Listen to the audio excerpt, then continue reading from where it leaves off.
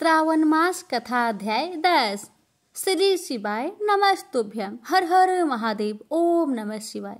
आप सभी भक्तों पर भोलेनाथ की कृपा सदा सर्वदा बनी रहे।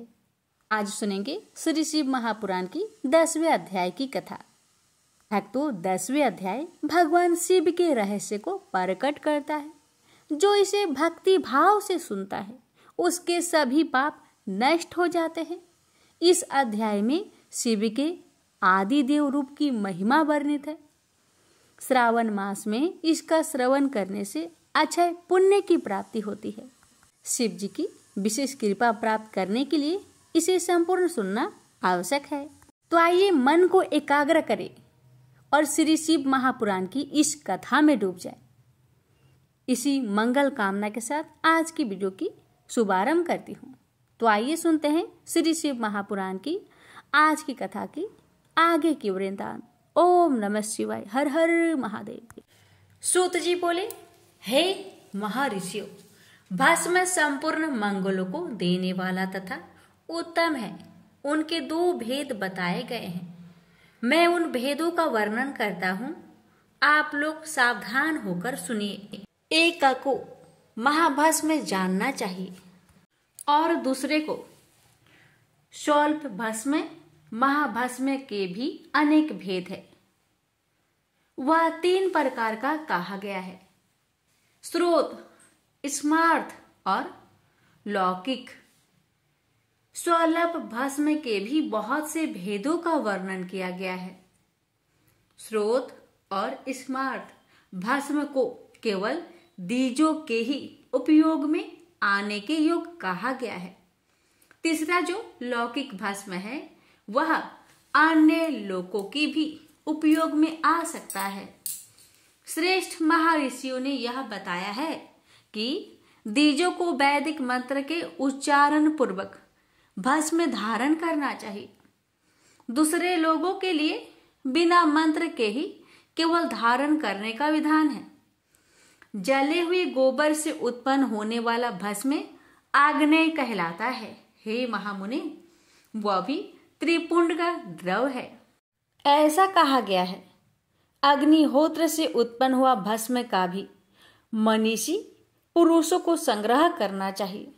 अन्य यज्ञ से प्रकट हुआ भस्म भी त्रिपुंड धारण के काम में आ सकता है।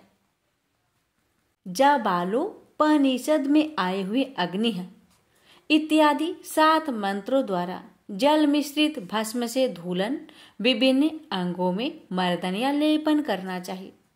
महर्षि जाबालिनी ने सभी वर्णों और आश्रमों के लिए मंत्र से या बिना मंत्र के भी आदर पूर्वक भस्म से त्रिपुंड लगाने की आवश्यकता बताई है।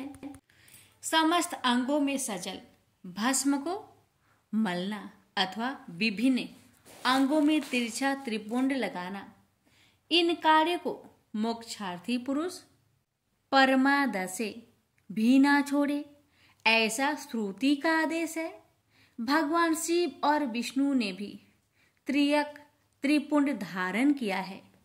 अन्य देवियों सहित भगवती उमा और लक्ष्मी देवी ने भी वाणी द्वारा इसकी प्रशंसा की है। ब्राह्मणों, क्षत्रियों, वैश्यों, शूद्रों, वर्ण संस्कारों तथा जाति भ्रष्ट पुरुषों ने भी उद्दुलन एवं त्रिपुंड के रूप में भस्म को धारण किया है। जो लोग श्रद्धा पूर्वक शरीर में भस्म का उद्दोलन, लेप तथा त्रिपुंड धारण करने का आचरण नहीं करते हैं, वह वर्ण आश्रम संविद सदाचारी की कमी है। जिनके द्वारा श्रद्धा पूर्वक शरीर में भस्म लेप और त्रिपुंड धारण का आचरण नहीं किया जाता है, उनकी बिनी मूर्ति करोड़ों जन्मों में भी संसार से संभव नहीं है। जो श्रद्धा पूर्वक शरीर में भस्म लेप और त्रिपुंड धारण का आचरण पालन नहीं करते हैं, उन्हें 100 करोड़ कल्पों में भी शिव का ज्ञान प्राप्त नहीं हो सकता। जो श्रद्धा पूर्वक भस्म लेप तथा त्रिपुंड धारण नहीं करते हैं, वे महापातकों से युक्त हो जाते हैं। ऐसा शास्त्रों का निर्णय है। जो श्रद्धा पूर्वक भस्मोद्दोलन और त्रिपुंड धारण नहीं करते हैं, उन लोगों का संपूर्ण आचरण विपरीत फल प्रदान करने वाला हो जाता है। हे मुनियों, जो महापातकों से युक्त और समस्त प्राणियों से द्वेष करने वाले हैं, वे ही त्रिपुंड धारण तथा भस्मोद्दोलन से अत्यधिक द्वेष करते हैं।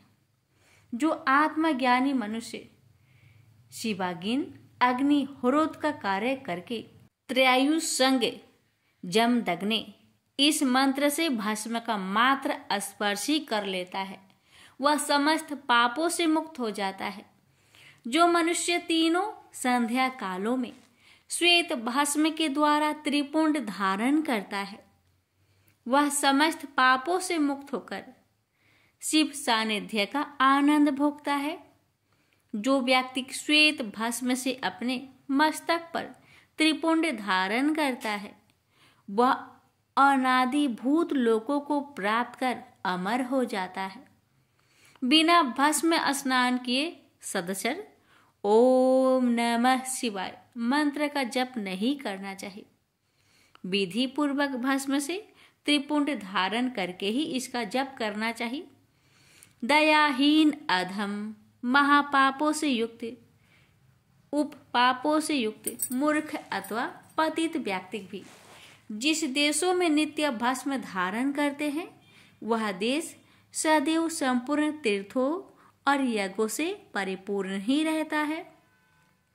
त्रिपुंड धारण करने वाला पापी जीव भी समस्त देवों और असुरों के द्वारा पूजित है। यदि पुण्य आत्मा त्रिपुंड से युक्त है तो उनके लिए कहना ही क्या है। भस्म धारण करने वाला शिवज्ञानी जिस देश में स्वेच्छा चला जाता है, उस देश में समस्त तीर्थ आ जाते हैं। इस विषय में और अधिक क्या कहा जाए। विद्वानों को सदैव भस्म धारण करना चाहिए एवं लिंगाचरण करके षड्क्षर मंत्र का जप करना चाहिए। ब्रह्मा विष्णु रुद्र मुनिगण और देवताओं के द्वारा भी भस्म धारण करने की महत्व का वर्णन किया जाना संभव नहीं है। जिसने अपने वर्ण तथा आश्रम धर्म से संबंधित आचार तथा क्रियाएं लुप्त कर दी है, या वो ही त्रिपुंड धारण करता है तो समस्त पापों से मुक्त हो जाता है। जो भस्म धारण करने वाले को त्याग कर धार्मिक कृत्य करते हैं, उनको करोड़ों जन्म लेने पर भी संसार से मुक्ति प्राप्त नहीं हो पाती है। जिस ब्राह्मण ने भस्म से अपने सिर पर त्रिपुंड धारण कर लिया है, उसने मानो गुरु से सब कुछ पढ़ लिया है और सभी धार्मिक अनुष्ठान कर लिए हैं। जो मनुष्य भस्म धारण करने वाले को देखकर उसे कष्ट देते हैं, वह निश्चित ही चांडाल से उत्पन्न हुए हैं। ऐसा विद्वानों को जानना चाहिए। भक्ति परायण ब्राह्मण और क्षत्रिय को मां नस्तों के तनय इस मंत्र से अभिमंत्रित भस्म को शास्त्र सम्मत कहे गए अंगों पर धारण करना चाहिए। वैश्य त्र्यंबक यजामहे इस मंत्र से और क्षुद्र शिवाय नमः इस पंचाक्षर मंत्र से भस्म को अभिमंत्रित कर धारण करें। विधवा स्त्रियों के लिए भस्म धारण की विधि क्षुद्रों के समान कही गई है। 5 ब्रह्मादि मंत्रों से अभिमंत्रित भस्म के द्वारा गृहस्थ त्रिपुंड धारण करे। ब्रह्मचारी त्र्यंबक यजामहे इस मंत्र से भस्म को अभिमंत्रित करके और वानप्रस्थी अघोरे भयोत इस मंत्र से भस्म को अभिमंत्रित करके त्रिपुंड धारण करे। किंतु यदि सन्यासी प्रणव के मंत्र से भस्म को अभिमंत्रित करके त्रिपुंड धारण करे, जो वर्णाश्रम धर्म से परे हैं, वह शिवो हंग इस भावना से नित्य त्रिपुंड धारण करे, और जो शिव योगी है वह ईशान सर्व विद्या नाम इस भावना को करता हुआ त्रिपुंड धारण करे। सभी वर्णों के द्वारा भस्म धारण करने के इस उत्तम कार्य को नहीं छोड़ना चाहिए।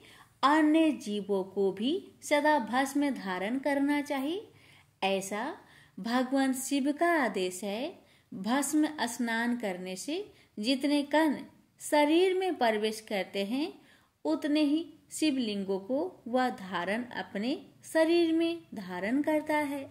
ब्राह्मण, क्षत्रिय, वैश्य, शूद्र, वर्ण, संकर, स्त्री, सधवा, विधवा, बालक, पाखंडी, ब्रह्मचारी, गृहस्थ, वानप्रस्थी, सन्यासी, व्रती और सन्यासिनी स्त्रियां, ये सभी भस्म के त्रिपुंड धारण के प्रभाव के द्वारा मुक्त हो जाती है। इसमें संचय नहीं है।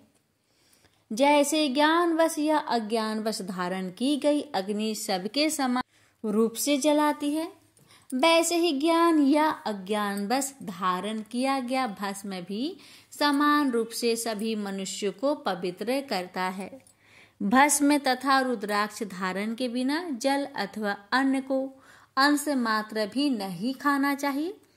गृहस्थ, वानप्रस्थ, सन्यासी और वर्ण संकर जाति का व्यक्ति यदि भस्म एवं रुद्राक्ष को धारण किए बिना भोजन करता है तो वह मात्र पाप ही खाता है और नरक की ओर प्रस्थान करता है।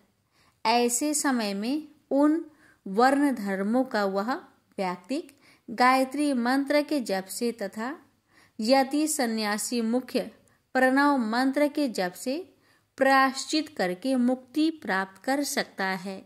जो त्रिपुंड की निंदा करते हैं वे साक्षात शिव की ही निंदा करते हैं, और जो त्रिपुंड को धारण करते हैं वे साक्षात उन्हीं शिव को ही धारण करते हैं।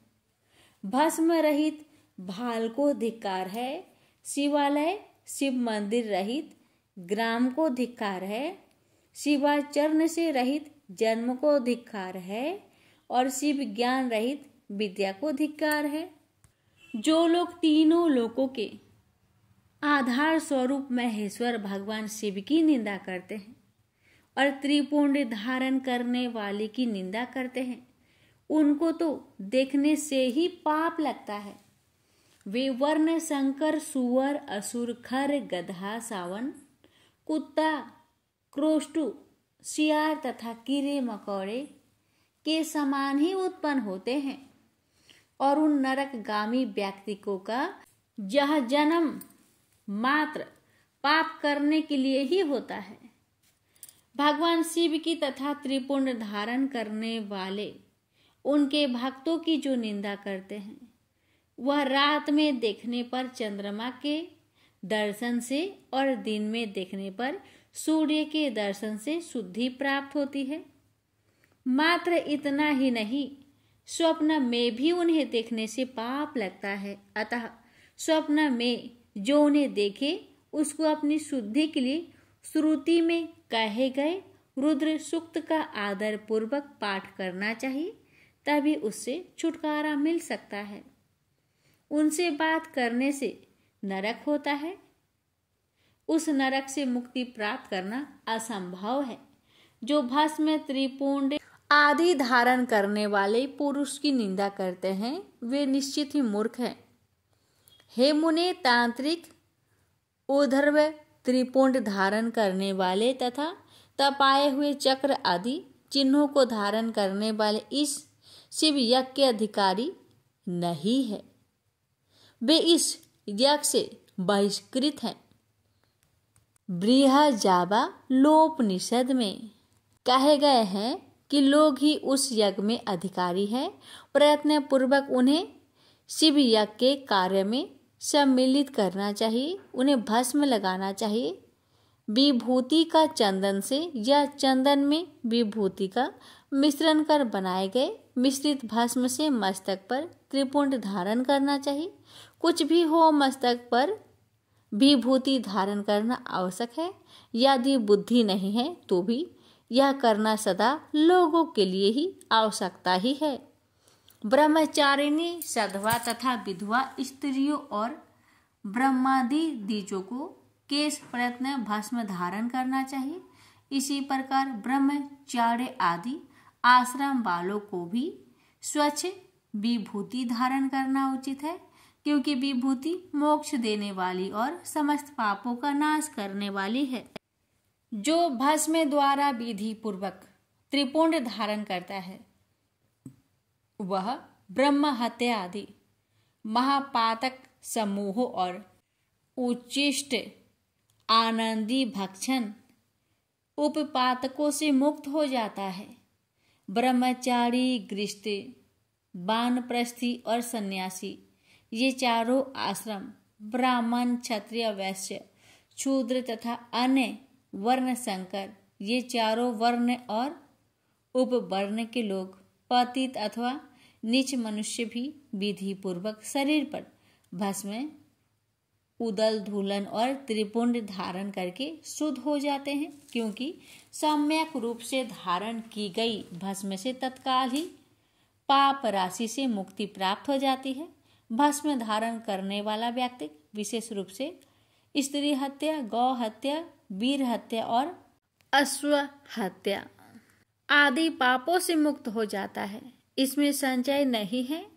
दूसरे के द्रव का अपहरण, पराई स्त्री का अभिमर्शन, दूसरे की निंदा, पराये खेत का अपहरण, दूसरे को कष्ट देना, फसल और बाग आदि का अपहरण कर घर फूकना, जलाना आदि कर्म, नीचे से गाय, सोना, भैंस, तिल, कंबल, वस्त्र, अन्न, धान्य तथा जल आदि का परिग्रह, दास, मछुआरा, वैश्या, मतंगी, चांडाली, क्षुद्रा, नटी, रजवाला कन्या और विधवा स्त्रियों से मिथुन, मांस, चर्म, रस तथा नम का विक्रय, पैशून्य, चुगली और अस्पष्ट बात, असत्य गवाही आदि देना।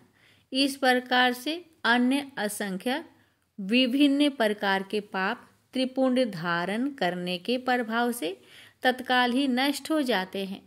भगवान शिव के द्रव का अपहरण और जहाँ कहीं शिव की निंदा करने वाला तथा शिव के भक्तों की निंदा करने वाला व्यक्ति प्रायश्चित करने पर भी शुद्ध नहीं होता है। जिसने शरीर पर रुद्राक्ष और मस्तक पर त्रिपुंड धारण किया है, ऐसा मनुष्य यदि चंडाल भी है तो भी वह सभी वर्णों में श्रेष्ठम और साम पूज्य है। जो मस्तक पर त्रिपुंड धारण करता है वह इस संसार में जितने भी तीर्थ है और गंगा आदि जितनी नदियां हैं उन सब में स्नान किए हुए के समान पुण्य फल प्राप्त करने वाला होता है। पंचाक्षर मंत्र से लेकर 7 करोड़ महामंत्र और अन्य करोड़ों मंत्र शिव केवल को प्रदान करने वाले होते हैं। हे मुनि, विष्णु आदि देवताओं के लिए प्रतिपादित अन्य जो मंत्र है वे सभी सुखों को देने वाले हैं। जो त्रिपुंड धारण करता है उसके बस में वे सब मंत्र स्वतः ही हो जाते हैं। त्रिपुंड धारण करने वाला मनुष्य अपने वंश और गोत्र में उत्पन्न हजारों पूर्वजों का और भविष्य में उत्पन्न होने वाली हजारों संतानों का उद्धार करता है। जो त्रिपुंड धारण करता है उसे इस लोक में रोग रहित दीर्घ आयु प्राप्त होती है और वह संपूर्ण भोगों का उपभोग करके जीवन के अंतिम समय में सुखपूर्वक ही मृत्यु को प्राप्त करता है। वह मृत्यु के पश्चात अनिमा, महिमा आदि 8 ऐश्वर्य और सद्गुणों से युक्त दिव्य शरीर वाले शिव को प्राप्त करता है और दिव्य लोक के देवों से सेवित दिव्य विमान पर चढ़कर शिवलोक को जाता है। वहां पर वह सभी विद्याधरों और महापराक्रमी गंधर्व इत्यादि लोकपालों से लोकों में क्रमशः जाकर बहुत से भोगों का उपभोग करता हुआ प्रजापतियों के पदों तथा ब्रह्मा के पद पर आसीन होकर दिव्य लोक की सैकड़ों कन्याओं के साथ आनंदित होता है। वह उस लोक में ब्रह्मा की आयु के बराबर आयु को प्राप्त कर अनेक सुखों का भोग करके विष्णु लोक को जाता है और ब्रह्मा के 100 वर्षों तक सुखों का भोग प्राप्त करता है। तदंतर वह शिव लोक को जाकर इच्छा अनुकूल अच्छाई कामनाओं को प्राप्त कर शिव का सानिध्य प्राप्त कर लेता है। इसमें संदेह नहीं है। सभी उपनिषदों के सार को बार बार सम्यक रूप से देखकर यही निर्णय लिया गया है कि त्रिपुंड धारण करना ही परम श्रेष्ठ है। जो ब्राह्मण विभूति की निंदा करता है वह ब्राह्मण नहीं है, अपितु अन्य जाति का है और विभूति निंदा के कारण उसे चतुर्मुख ब्रह्मा की आयु सीमा तक नरक भोगना पड़ता है। श्राद्ध, यज्ञ, जप, होम, बलि, विश्वदेव और देव पूजन के समय जो पुण्यात्मा मनुष्य त्रिपुंड धारण करता है वह मृत्यु को भी जीत लेता है। मल त्याग करने पर शुद्धि के लिए जल स्नान किया जाता है। भस्म स्नान करने पर सदा पवित्रता आती है। मंत्र स्नान पाप का हरण करता है और ज्ञान रूपी जल में अवगाहन करने पर परम पद की प्राप्ति होती है। समस्त तीर्थों में स्नान करने से जो पुण्य और फल प्राप्त होता है वह फल भस्म स्नान करने वाले को प्राप्त हो जाता है।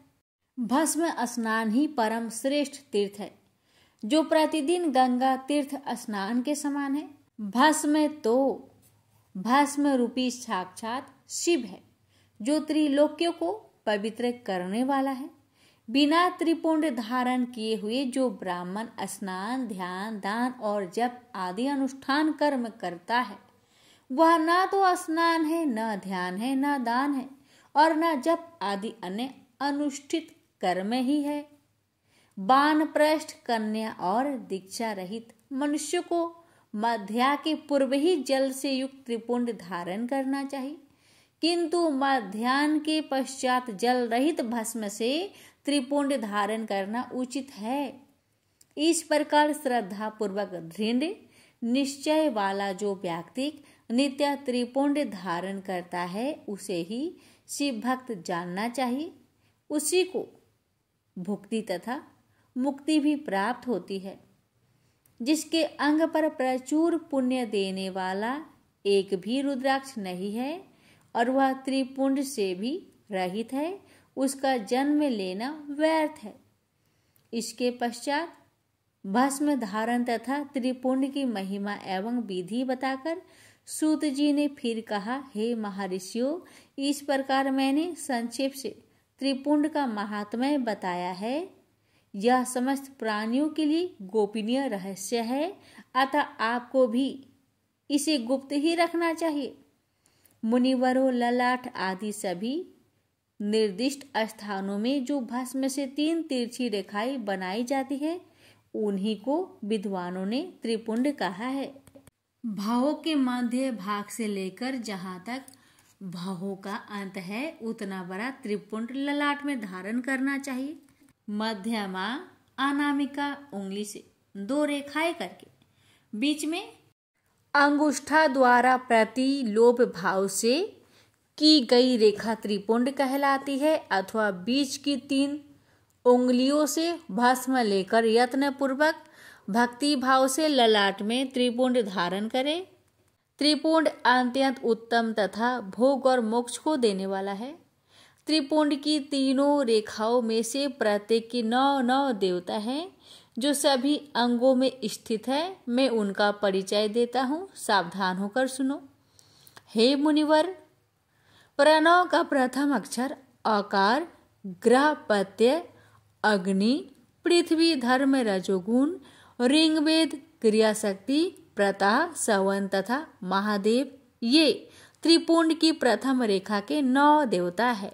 यह बात शिव दीक्षा पारायण पुरुषों को अच्छी तरह समझ लेनी चाहिए। हे मुनि श्रेष्ठों, प्रणव का दूसरा अक्षर उकार, दक्षिणागिन आकाश, सत्वगुण युजवेद, मध्यानिदन सवन, इच्छा शक्ति, अंतरात्मा तथा महेश्वर ये दूसरी रेखा के 9 देवता हैं।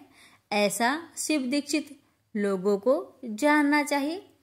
हे मुनि श्रेष्ठो, प्रणव का तीसरा अक्षर मकार, आह्वनीय अग्नि, परमात्मा, तमोगुण, धूलोक, ज्ञान शक्ति, सामवेद, तृतीय सवन तथा शिव ये तीसरी रेखा के 9 देवता है। ऐसा शिव दीक्षित भक्तों को जानना चाहिए। इस प्रकार स्थान देवताओं को उत्तम भक्ति भाव से नित्य नमस्कार करके स्नान आदि से शुद्ध हुआ पुरुष यदि त्रिपुंड धारण करे तो भोग और मोक्ष को भी प्राप्त कर लेता है। हे मुनीश्वरों, यह संपूर्ण अंगों में स्थान देवता बताए गए हैं। अब उनसे संबंधित स्थान बताता हूँ, भक्ति पूर्वक सुनिए। 32, 16, 8 अथवा 5 स्थानों में मनुष्य त्रिपुंड का न्यास करे।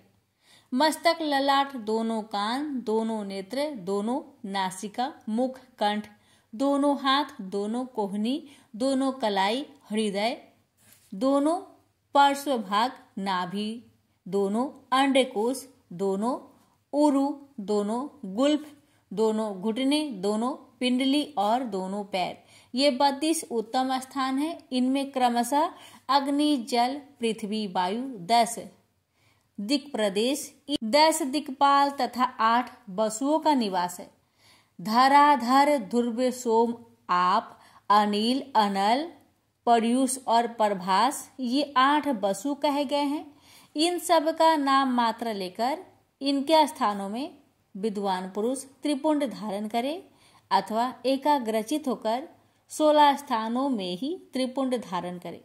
मस्तक, ललाट, कंठ, दोनों कंधों, दोनों भुजाएं, दोनों कोहनियां तथा दोनों कलाइयों में, हृदय में, नाभि में, दोनों पसलियों में तथा पृष्ठ भाग में त्रिपुंड लगाकर वहां दोनों अश्विन कुमारों शिव, शक्ति, रुद्र, ईश तथा नारद का और बामा आदि 9 शक्तियों का पूजन करे।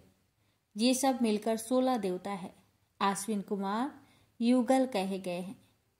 ना सत्य और दस्त्र अथवा मस्तक, केश, दोनों कान, मुख, दोनों भुजा, हृदय, नाभि, दोनों उरु, दोनों जानु, दोनों पैर और पृष्ठभाग, इन 16 स्थानों में 16 त्रिपुंड का न्यास करे।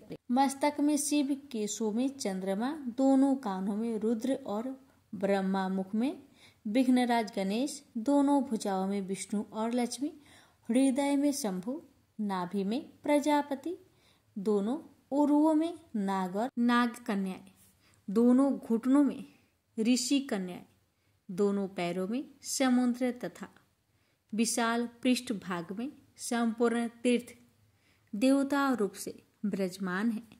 इस प्रकार 16 स्थानों का परिचय दिया गया है। अब 8 स्थान बताए जा रहे हैं।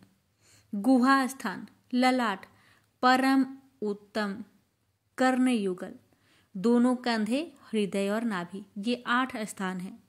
इनमें ब्रह्मा तथा सप्तऋषि ये 8 देवता बताए गए हैं।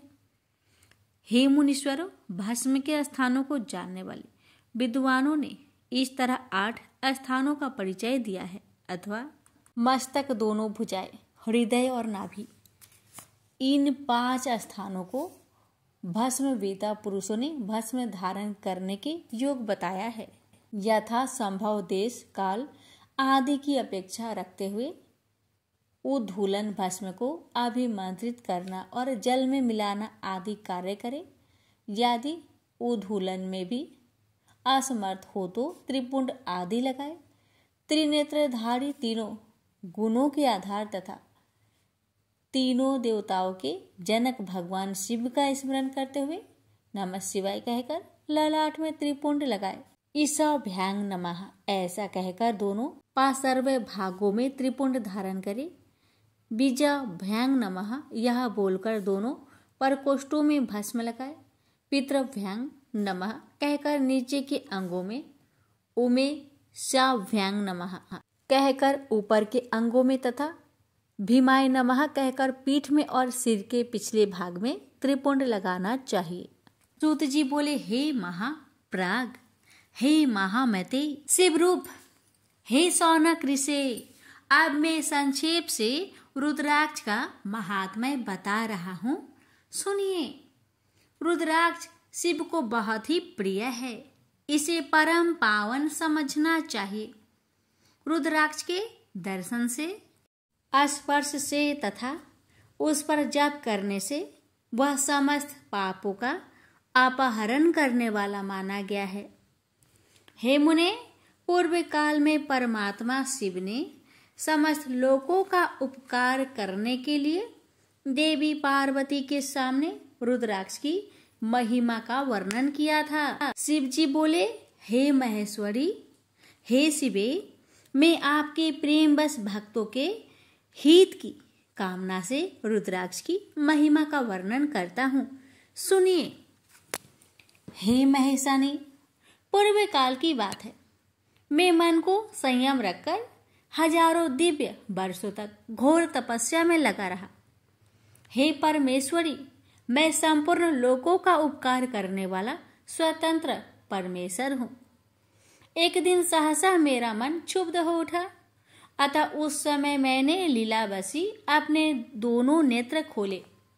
नेत्र खोलते ही मेरे मनोहर नेत्र पूटों से कुछ जल की बूंदें गिरी। आंसू की उन बूंदों से वहां रुद्राक्ष नामक वृक्ष पैदा हो गए। भक्तों पर अनुग्रह करने के लिए वे अश्रु बिंदु अस्थावर भाव को प्राप्त हो गए। वेद रुद्राक्ष मैंने विष्णु भक्तों को तथा चारों वर्णों के लोगों में बांट दिए। भूतल पर अपने प्रिय रुद्राक्ष को मैंने गौर देश में उत्पन्न किया। मथुरा, अयोध्या, लंका, मलयाचल, शाहगिरी, काशी तथा अन्य देशों में भी उसके अंकुर उगाए। वे उत्तम रुद्राक्ष असहा पाप समूहों का भेदन करने वाला तथा श्रुतियों के भी प्रेरक है। मेरी आज्ञा से वेद रुद्राक्ष ब्राह्मण, क्षत्रिय, वैश्य तथा शूद्र जाति के भेद से इस भूतल पर प्रकट हुए। रुद्राक्षों की ही जाति के शुभाक्ष भी है। उन ब्राह्मण आदि जाति वाले रुद्राक्ष के वर्ण श्वेत, रक्त, पीत तथा कृष्ण जानने चाहिए। मनुष्यों को चाहिए कि वे क्रमशः वर्ण के अनुसार अपनी जाति का ही रुद्राक्ष धारण करें। भोग और मोक्ष की इच्छा रखने वाले चारों वर्णों के लोग और विशेषतः शिव भक्तों को शिव पार्वती की प्रसन्नता के लिए रुद्राक्ष के फलों को अवश्य ही धारण करना चाहिए। आंवले के फल के बराबर जो रुद्राक्ष हो वह श्रेष्ठ बताया गया है। जो बेर के फल के बराबर हो उसे मध्य श्रेणी का कहा गया है। जो चेन के बराबर हो उसकी गणना निम्न कोटि में की गई है। हे पार्वती, अब इसकी उत्तमता को परखने की यह दूसरी प्रक्रिया भक्तों की हित कामना से बताई गई है। अतः आप भली भांति प्रेम पूर्वक इस विषय को सुनिए। हे महेश्वरी, जो रुद्राक्ष बेर के फल के बराबर होता है वह उतना छोटा होने पर भी लोक में उत्तम फल देने वाला तथा सुख सौभाग्य की वृद्धि करने वाला होता है। जो रुद्राक्ष आंवले के फल के बराबर होता है वह समस्त अरिष्टों का विनाश करने वाला होता है तथा जो गुंजा फल के समान बहुत छोटा होता है वह संपूर्ण मनोरथों और फलों की सिद्धि कराने वाला होता है। रुद्राक्ष जैसे जैसे छोटा होता है वैसे वैसे अधिक फल देने वाला होता है। एक छोटे रुद्राक्ष को विद्वानों ने एक बड़े रुद्राक्ष से 10 गुना अधिक फल देने वाला बताया है। पापों का नाश करने के लिए रुद्राक्ष धारण आवश्यक बताया गया है। वह निश्चय ही संपूर्ण अभिष्ट मनोरथों का साधक है, अतः उसे अवश्य ही धारण करना चाहिए। हे परमेश्वरी, लोक में मंगलमयी रुद्राक्ष जैसे फल देने वाला देखा जाता है वैसी फलदायिनी दूसरी कोई माला नहीं दिखाई देती। हे देवी, समान आकार प्रकार वाले चिकने सुदृढ़ स्थूल कंटक युक्त उभरे हुए छोटे छोटे दानों वाले और सुंदर रुद्राक्ष अभिलषित पदार्थों के दाता तथा सदैव भोग और मोक्ष देने वाले हैं। जिसे कीड़ों ने दूषित कर दिया हो, जो खंडित हो, फूटा हो, जिसमें उभरे हुए दाने ना हो, जो व्रण युक्त हो तथा जो पूरा पूरा गोल ना हो, इन 6 प्रकार के रुद्राक्ष को त्याग देना चाहिए। जिस रुद्राक्ष में अपने आप ही डोरा पिरोने के युक्त क्षेत्र हो गया हो, वही यहाँ उत्तम माना गया है। जिसमें मनुष्य के लिए प्रयत्न से छेद किया गया हो, वह मध्य छेरनी का होता है। रुद्राक्ष धारण बड़े बड़े पातकों का नाश करने वाला बताया गया है। 1100 रुद्राक्षों को धारण करने वाला मनुष्य रुद्र स्वरूप ही होता है। इस जगत में 1100 रुद्राक्ष धारण करके मनुष्य जिस फल को पाता है, उसका वर्णन सैकड़ों वर्षों में भी नहीं किया जा सकता। भक्तिमान पुरुष भली भांति 550 रुद्राक्ष के दानों का सुंदर मुकुट बनाए, 360 दोनों का लंबे सूत्र में पिरोकर एक हार बना ले। वैसे वैसे 3 हार बनाकर भक्ति परायण पुरुष उनका यज्ञोपवीत तैयार करे। हे महेश्वरी, शिव भक्त मनुष्य को शिखा में 3 दाहिने और बाएं दोनों कानों में, क्रमशः 6 कंठ में, 101 भुजाओं में, 11 दोनों कोहनियों और दोनों मणिबंधों में, पुनः 11 यज्ञोपवीत में 3 तथा कटी प्रदेश में गुप्त रूप से 5 रुद्राक्ष धारण करना चाहिए। हे परमेश्वरी, उपयुक्त कही गई इस संख्या के अनुसार जो व्यक्ति रुद्राक्ष धारण करता है, उसका स्वरूप भगवान शंकर के समान सभी लोगों के लिए परनम्य और अस्तुल्य हो जाता है। इस प्रकार रुद्राक्ष से युक्त होकर मनुष्य जब आसन लगाकर ध्यान पूर्वक शिव का नाम जपने लगता है, तो उसको देखकर पाप स्वतः छोड़कर भाग जाते हैं। इस तरह मैंने 1100 रुद्राक्षों धारण करने की विधि कह दी है। इतने रुद्राक्षों के ना प्राप्त होने पर मैं दूसरे प्रकार की कल्याणकारी विधि कह रहा हूँ। शिखा में 1 सिर पर 30, गले में 50 और दोनों भुजाओं में 16 रुद्राक्ष धारण करना चाहिए। दोनों मणि बंधनों पर 12, दोनों स्कंधों में 500 और 108 रुद्राक्षों की माला बनाकर यज्ञोपवीत के रूप में धारण करना चाहिए। इस प्रकार दृढ़ निश्चय करने वाला जो मनुष्य 1000 रुद्राक्ष को धारण करता है, वह रुद्र स्वरूप है। समस्त देवगण जैसे शिव को नमस्कार करते हैं, वैसे ही उसको भी नमन करते हैं। शिखा में 1, मस्तक पर 40, कंठ प्रदेश में 32, वक्ष स्थल पर 108, प्रत्येक कान में 1, भुज बंधनों में 6 या 16, दोनों हाथों में उनका दुगुना अथवा हे मुनीश्वर, प्रीति पूर्वक जितनी इच्छा हो उतने रुद्राक्षों को धारण करना चाहिए। ऐसा जो करता है वह शिव भक्त सभी लोगों के लिए शिव के समान पूजनीय, वंदनीय और बार बार दर्शन के योग हो जाता है। सिर पर ईशान मंत्र से, कान में तत्पुरुष मंत्र से तथा गले और हृदय में अघोर मंत्र से रुद्राक्ष धारण करना चाहिए। विद्वान पुरुष दोनों हाथों में अघोर बीज मंत्र से रुद्राक्ष धारण करे और उदर पर वामदेव मंत्र से 15 रुद्राक्षों द्वारा गूंथी हुई माला धारण करे। साधोजात आदि 5 ब्रह्म मंत्रों तथा अंग मंत्र के द्वारा रुद्राक्ष की 3, 5 या 7 मालाएं धारण करे अथवा मूल मंत्र नमः शिवाय से ही समस्त रुद्राक्षों को धारण करे। रुद्राक्षधारी पुरुष अपने खान पान में मदिरा, मांस, लहसुन, सहीजन, लिसोरा, बिडुआ राह आदि को त्याग दे। हे गिरिजा नंदिनी उमा, श्वेत रुद्राक्ष केवल ब्राह्मणों को ही धारण करना चाहिए। गहरे लाल रंग का रुद्राक्ष क्षत्रियों के लिए हितकर बताया गया है। वैश्य के लिए प्रतिदिन बार बार पीले रुद्राक्ष को धारण करना आवश्यक है और क्षुद्रों को काले रंग का रुद्राक्ष धारण करना चाहिए। यह वेदोक्त मार्ग है।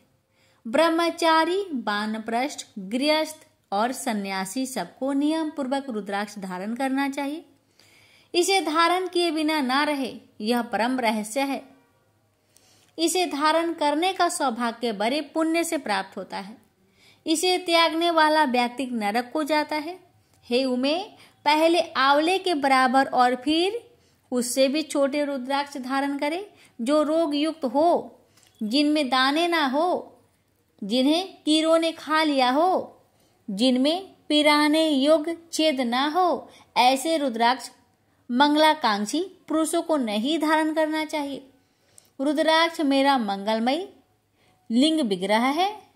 वह अंततः चने के बराबर लघुतर होता है। सूक्ष्म रुद्राक्ष को ही सदा परश्रेष्ठ माना गया है। सभी आश्रमों में समस्त वर्णों, स्त्रियों और क्षुद्रों को भी भगवान शिव की आज्ञा के अनुसार सदैव रुद्राक्ष धारण करना चाहिए। यतियों के लिए प्रणव के उच्चारण पूर्व रुद्राक्ष धारण करने का विधान है। मनुष्य दिन में रुद्राक्ष धारण करने से रात्रि में किए गए पापों से और रात्रि में रुद्राक्ष धारण करने से दिन में किए गए पापों से प्रातः, मध्याह्न और सायंकाल रुद्राक्ष धारण करने से किए गए समस्त पापों से मुक्त हो जाता है। संसार में जितने भी त्रिपुंड धारण करने वाला है, जटाधारी है, रुद्राक्ष धारण करने वाला है, वे यमलोक को नहीं जाते हैं। जिनके ललाट में त्रिपुंड लगा हो और सभी अंग रुद्राक्ष से विभूषित हो तथा जो पंचाक्षर मंत्र का जप कर रहे हो, वे आप सदृश पुरुषों के लिए पूज्य हैं। वे वस्तुतः साधु हैं। यम अपने गणों को आदेश करते हैं कि जिसके शरीर पर रुद्राक्ष नहीं है, मस्तक पर त्रिपुंड नहीं है और मुख में ओम नमः शिवाय यह पंचाक्षर मंत्र नहीं है, उसको यमलोक लाया जाए।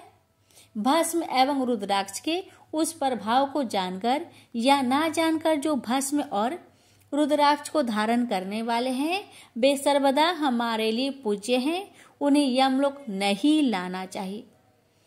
काल ने भी इस प्रकार से अपने गणों को आदेश दिया, तब वैसे ही होगा। ऐसा कहकर आश्चर्यचकित सभी गण चुप हो गए। इसलिए हे महादेवी, रुद्राक्ष भी पापों का नाशक है। हे पार्वती, उसको धारण करने वाला मनुष्य पापी होने पर भी मेरे लिए प्रिय है और शुद्ध है। हाथों में, भुजाओं में और सिर पर जो रुद्राक्ष धारण करता है, वह समस्त प्राणियों से अवध्य है और पृथ्वी पर रुद्र रूप होकर विचरण करता है। सभी देवों और असुरों के लिए वह सदैव वंदनीय एवं पूजनीय है। वह दर्शन करने वाले प्राणी के पापों का शिव के समान ही नाश करने वाला है। ध्यान और ज्ञान से रहित होने पर भी जो रुद्राक्ष धारण करता है, वह संपूर्ण पापों से मुक्त होकर परम गति को प्राप्त होता है। मणि आदि की अपेक्षा रुद्राक्ष के द्वारा मंत्र जप करने से करोड़ गुना पुण्य प्राप्त होता है और उसको धारण करने से तो 10 करोड़ गुना पुण्य लाभ होता है। हे देवी, यह रुद्राक्ष प्राणी के शरीर पर जब तक रहता है तब तक स्वल्प मृत्यु से बाधा नहीं पहुंचाती। त्रिपुंड को धारण कर तथा रुद्राक्ष से सुशोभित अंग वाला होकर मृत्युंजय का जप कर रहे उस पुण्यवान मनुष्य को देखकर ही रुद्र दर्शन का फल प्राप्त हो जाता है। हे प्रिय, पंचदेव प्रिय अर्थात स्मरात और वैष्णव तथा सर्वदेव प्रिय सभी लोग रुद्राक्ष की माला से समस्त मंत्रों का जप कर सकते हैं। विष्णु आदि देवताओं के भक्तों को भी निस्संदेह इसे धारण करना चाहिए।